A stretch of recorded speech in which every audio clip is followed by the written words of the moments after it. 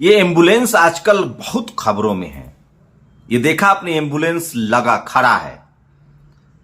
तमाम लोगों का आरोप है, जो विपक्षी नेता हैं, कि जानबूझकर एम्बुलेंस बुलाया जाता है और उसके बाद टीवी अखबार के जरिए प्रधानमंत्री की मार्केटिंग की जाती है। सोचिए, गुजरात में दर्जनों रोज रैली होती है, लेकिन बीजेपी की रैली के अलावा कोई नहीं दिखाता। मैं भी अहमदाबाद में था।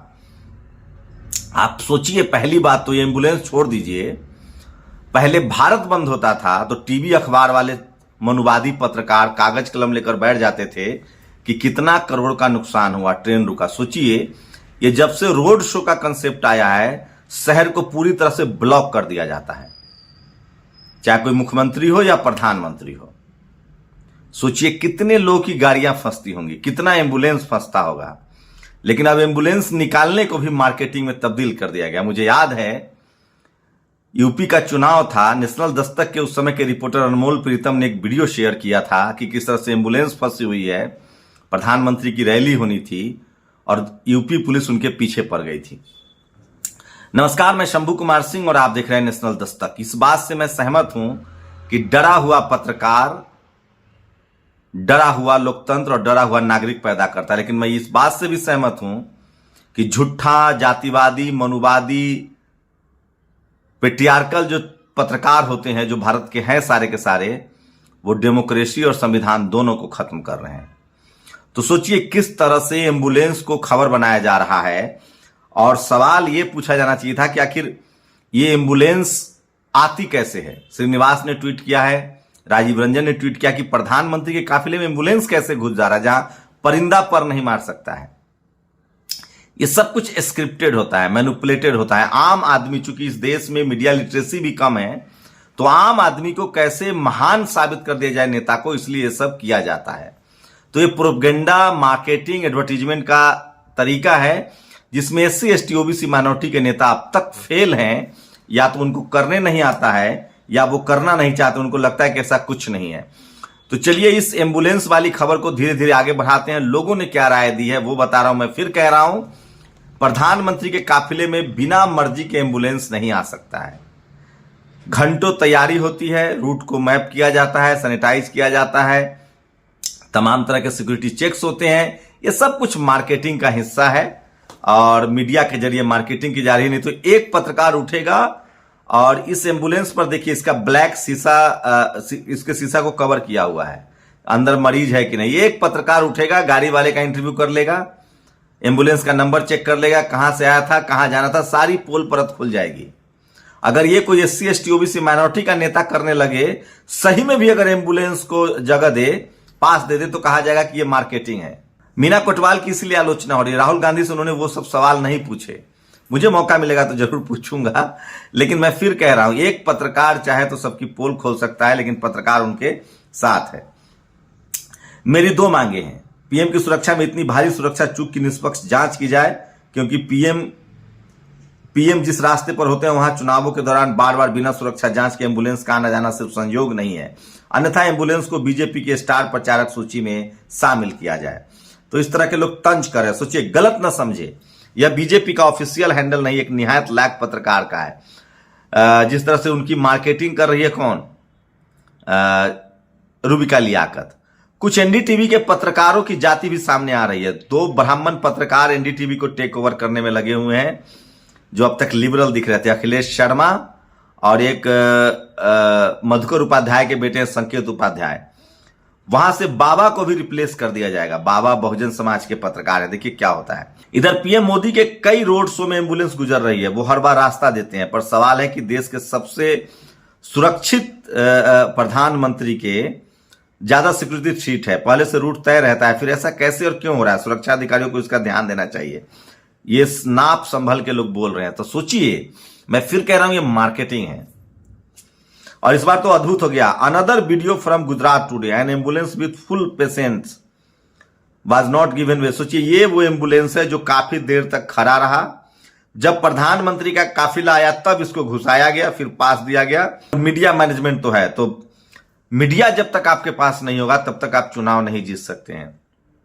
और सोचिए, टीवी अखबार में बहुजन नहीं है। सोशल मीडिया पर बहुजन आया है तो एक निशिकांत दुबे बीजेपी का सांसद है, ब्राह्मण सांसद, वो कुकुरमुत्ता कह रहा है कि कुकुरमुत्ते की तरह यूट्यूब वाले उगाए हैं, कानून बनना चाहिए। सोचिए, आदमी अपने वोट से पंचायत नहीं जीत सकता है। बहुजन समाज के लोग जिस दिन जागरूक हो जाएंगे, निशिकांत दुबे जिनको कुकुरमुत्ता कह रहा है, हेमंत सोरेन आदिवासी नेता के पीछे पड़ा रहता है, ये इनको बहुजनों को सचेत होना चाहिए। यही वो शख्स है जिसने बहुजन समाज, एक ओबीसी जिसका पैर धो के पी रहा था। ये घोर कर्मकांडी है और अब कह रहे हैं कि कुकुरमुत्ते की तरह यूट्यूब वाले उगाए हैं। इस देश में पत्रकारों को कोई अलग से संविधान में अधिकार नहीं है। इस देश के हर नागरिक पत्रकार है, सबको बोलने की आजादी है, फंडामेंटल राइट्स है, राइट टू स्पीच। किसी को अलग से अधिकार नहीं है, सबको बोलने का अधिकार है। एक एम्बुलेंस ये भी है, वीडियो गुजरात से ही है और वीडियो के पीछे चल रही कमेंट्री से आपको पता चल जाएगा कि किस तरह से फंसा हुआ था। और ये लगातार में सोशल मीडिया पर ये वायरल हो रहा है। लेकिन सबसे बड़ा सवाल है कि आखिर इस एम्बुलेंस की कहानी क्या है। वही दूसरी बड़ी खबर अब ईवीएम को लेकर आ गई है। पहले दौर की वोटिंग हो चुकी है गुजरात में। यूपी में मैंने जो आपको बताया था, गुजरात में खुद कांग्रेस ने सवाल उठाया है कि ईवीएम को ले जाने वाला जो इंतजाम है वो पैरामिलिट्री फोर्सेस के हवाले क्यों है। क्योंकि पैरामिलिट्री फोर्सेस के मुखिया जो होते हैं, सीआईएसएफ, सीआरपीएफ, बीएसएफ, इसको अमित शाह को रिपोर्ट करना होता है। गुजरात कांग्रेस ने मांग की है कि ईवीएम को गुजरात पुलिस ले जाए। तो इस तरह के सवाल उठ रहे हैं जो यूपी में भी उठे थे। तो इसलिए मैं कह रहा हूं कि सोशल मीडिया ही सच्चा मीडिया है, सोशल मीडिया ही बहुजन मीडिया है। और रवीश को तो इसलिए खामियाजा भुगतना पड़ रहा है क्योंकि उन्होंने कोई गैर सवर्ण पत्रकार ही तैयार नहीं किया। और जिन सवर्ण पत्रकारों को उन्होंने रखा था, सब के सब बीजेपी वाले निकल गए। इंतजार में थे कि रवीश को कब निपटाया जाए। सोचिए, जब रवीश को निपटा सकते हैं तो बहुजनों की क्या हैसियत है। इसलिए मैं कह रहा हूं, जिन सवर्णों को कांग्रेस ने तमाम बड़े पदों पर रखा था, वो सब के सब चड्डीदारी आरएसएस के समर्थक निकल गए। और ये देखिए, असली एम्बुलेंस यहां है मोदी जी। प्रदीप नरवाल ने ट्वीट किया है और तमाम खबरें हैं। प्रधानमंत्री नरेंद्र मोदी जी के काफिले के कारण 15 मिनट तक एम्बुलेंस फंसी रही। प्रिया सिंह ने ट्वीट किया है। तो सोचिए कि किस तरह से ये वो खबर है जो सोशल मीडिया पर सबसे ज्यादा वायरल है। आज गुजरात में कांग्रेस ने 40 सभाएं की। खबर में क्या आया? सिर्फ प्रधानमंत्री की रैली, भारत के प्रधानमंत्री। सोचिए, खड़गे साहब की रैली को भी ये लोग नहीं दिखा रहे हैं। तो ये तमाम बड़ी खबरें हैं। और कुकुरमुत्ते की तरह बिना किसी कानूनी प्रावधान के ब्लॉक से लेकर अदानी तक उगा यूट्यूब चैनल के लिए जल्द ही कानून बनेगा। ये निशिकांत दुबे हैं जो बहुजन समाज को कुकुरमुत्ता कह रहा है। इनको तो जनता सेवक सिखाएगी, क्योंकि ये सबको बोलने का अधिकार है जितना निशिकांत दुबे को अधिकार है। क्योंकि बहुजन समाज के लोग तेजी से आ गए हैं, इसलिए इनको कुकुरमुत्ता कह रहे हैं। और सोचिए कि लोग इस बात से कितने खुश हैं कि सेठ तो यूट्यूब भी खरीद लेगा। 140 करोड़ की आबादी में कुछ ही पत्रकार होंगे, सोचिए। तो ये लोग इस पर ना कंट्रोल चाहते हैं, लेकिन मुझे लगता नहीं कि अब इतना कंट्रोल बन पाएगा, क्योंकि बहुजन समाज के लोग जाग गया है। और सोचिए किस तरह से लगातार ये देखिए, एक और एम्बुलेंस, अनिल शारदा ने कमेंट किया है। और लगातार एम्बुलेंस की खबर जो है वो बनी हुई है। डॉक्टर हर्षवर्धन, तो बीजेपी के लिए सबसे बड़ी खबर है। और इसको श्रीनिवास ने शानदार कहा है कि एम्बुलेंस को स्टार प्रचारक में शामिल किया जाए। संकेत उपाध्याय कहते हैं कि मोरबी ब्रिज हादसे के 30 दिन हो गए हैं, न ओरवा का मालिक गिरफ्तार हुआ, न मोरबी प्रशासन जिम्मेदार है। तो इसके लिए जिम्मेदार कौन है? तो सोचिए, तमाम बड़ी खबरें जो सोशल मीडिया पर वायरल है। और सबसे ज्यादा जो सोशल मीडिया पर खबर वायरल है वो है एम्बुलेंस। तो आपको क्या लगता है, प्रधानमंत्री की एम्बुलेंस फंसता है या उनको मीडिया को फुटेज चाहिए, उनको महिमा मंडित करने के लिए इस तरह की खबरें दी जाती है? लेकिन सोचिए, मीडिया का कैरेक्टर, जो मीडिया आज बीजेपी के साथ नहीं है, बीजेपी के साथ है, कांग्रेस के साथ नहीं है, वो बहुजन नेताओं के साथ कभी हो सकता है क्या?